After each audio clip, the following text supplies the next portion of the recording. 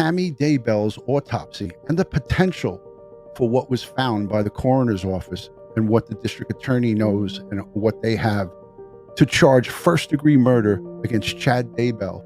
If you're not yet subscribed, please hit that subscribe button.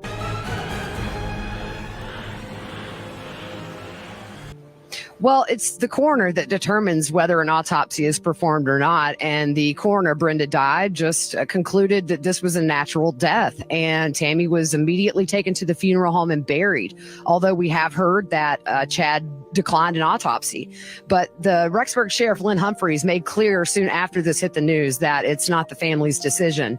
So there were just a lot of unanswered questions. She was 49 and really nobody said she was in bad health. I believe she mentioned something the day before about feeling a little off, and that when he woke up, she was dead. And this is a very healthy woman, young. So the coroner's investigator, the medical legal death investigator, did come to the scene. Mr. Daybell said, "I don't want an autopsy. I think she died of natural causes." And for some godforsaken reason, the investigator said, "Okay." Could Chad and Lori find some poison that does not show up during an autopsy? That's a great question, especially since if there was a poison that didn't show up during autopsy, we wouldn't know about it because it would have been that effective. However, I have never heard of such a thing. I think that we have medically such a good understanding of body chemistry, what should be there and what shouldn't, that anything out of the ordinary is going to be explored and tracked down. They're metabolized in our system and then they are washed away, they disappear. But if you die, metabolism stops. Right. So those drugs are left behind. The statement was, at the time, that she probably died of heart failure or heart attack. Well, a heart attack is a very specific thing. A myocardial infarction is a blockage in the heart that causes muscle to die. The person has extreme chest pain and the heart can't pump and they die. Detected in an autopsy as a veterinary medication? Yes, it would, because that is, it's an anesthetic type or a hypnotic rather. That malachite and chrysocolla dust is quite toxic, up to 70% copper oxide, and shouldn't be breathed, ingested, or etc. So copper oxide would be detected. That's a heavy metal, and it would be detected in toxicology. You know, I do want to just mention, Ron, that it wasn't just that the toxicology and autopsy results took so long. It's also that the grand jury took the sum total of the evidence here and considered it and investigated it for quite a long time. And they could not get all that evidence because of the pandemic. They couldn't be convened. But when they were, the evidence was there, and they came to their decision. Yeah, and we have statements from her father, Ron Douglas. He said that Tammy seemed relatively healthy days before. Yeah.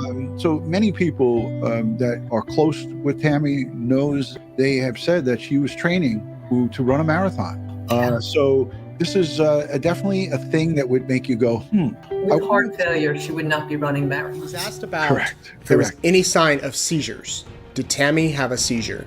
He said that there wasn't any. They look at every organ. They look at the brain. They look at the heart. They look at the kidneys. They look at the liver. They look at every organ that they possibly can. No sign of seizures. Nothing on her health history that showed she had any major health issues.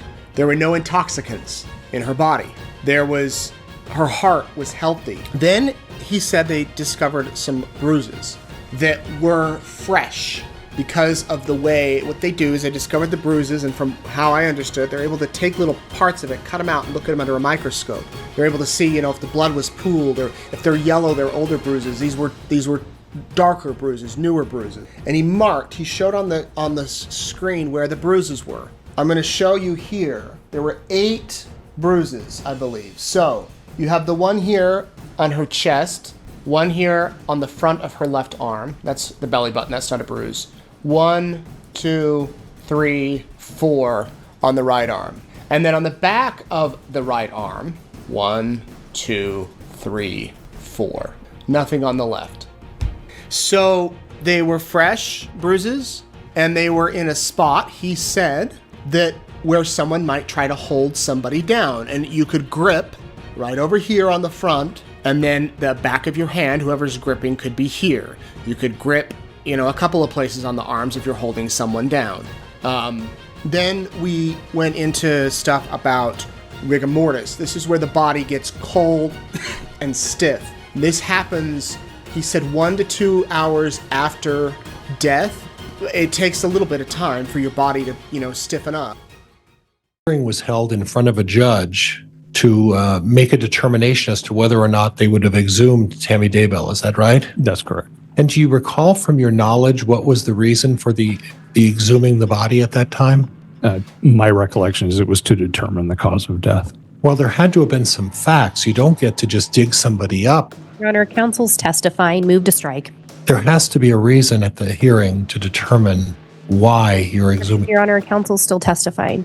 Isn't it true, doctor, that there has to be a reason the exhumation and not just be to re-examine findings? Is that correct? I would assume so, yes.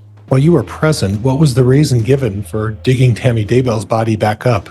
I don't recall specifically what was presented.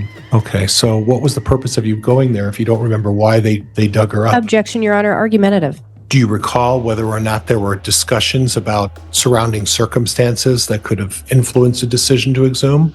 I believe there were, yes. Okay, and those circumstances that they justified ago, maybe a year ago, simmered down and nobody was speaking about this. But I wanted you to explain, if you could, this cause, this asphyxiation. And I know there's a couple or maybe 4 mechanisms of how this can happen to somebody. And if you could explain that and talk about maybe the possibility. So asphyxiation, again, is a very general term. It means lack of oxygen to the brain. So how does that happen? Well, number one is mechanical means, ligature strangulation or manual strangulation. So a rope, hands, that's one way. That's the physical manifestation. Another way to asphyxiate mechanically is by a pillow to the face.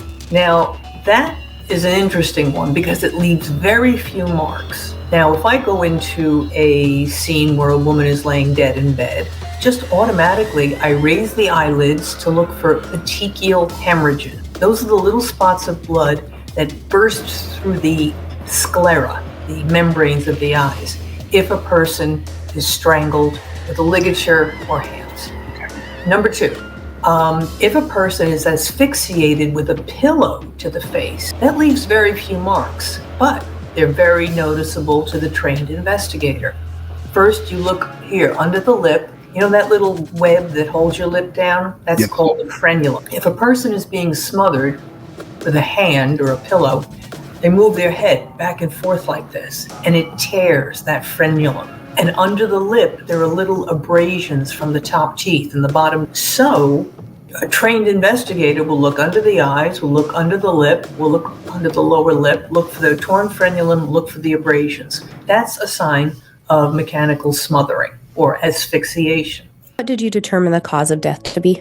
We ruled her cause of death to be asphyxia. What did you determine her manner of death to be? We determined her manner of death to be homicide. And when you use the term homicide, can you talk about what that means in relation to your office? Sure.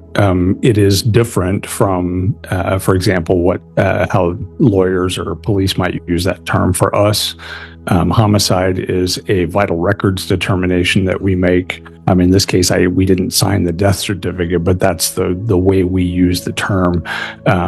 It's a determination of the circumstances surrounding the death, and it means to us that another person was involved in that person's death. It does not imply intent, although it does not exclude it either. And when we talk about asphyxia, can you tell the jury what you mean by the term asphyxia? Asphyxia means that the person was unable to get enough oxygen. So we're in bed, we got pillows, she's got a foam cone around her nose and mouth. That is an indication of respiratory failure, usually kind of slow. So what it means is that as the person's breathing slows down and down and down, the lungs fill with fluid. And as they breathe, it becomes foamy. It rises up like the foam in a shaving can, and it starts to come out of the nose and mouth. So it's a slower asphyxiation. It doesn't usually happen with manual strangulation. It happens with drugs. There are certain drugs that cause you to asphyxiate. because you slowly stop breathing. Cyanide, for one, which blocks the absorption of oxygen into the bloodstream, or heroin. Little shot of heroin, just enough, Right. can asphyxiate you. And then, of course, there's gases. Carbon monoxide is a popular way to asphyxiate someone. And there are other drugs too, like you can get the helium tanks that you use to fill up balloons for a kid's party. Right. Put it over the face, put a tube on it, just turn on the tank of helium, let them just breathe it in while they're sleeping. They're going to die because the oxygen in the blood is displaced by the helium.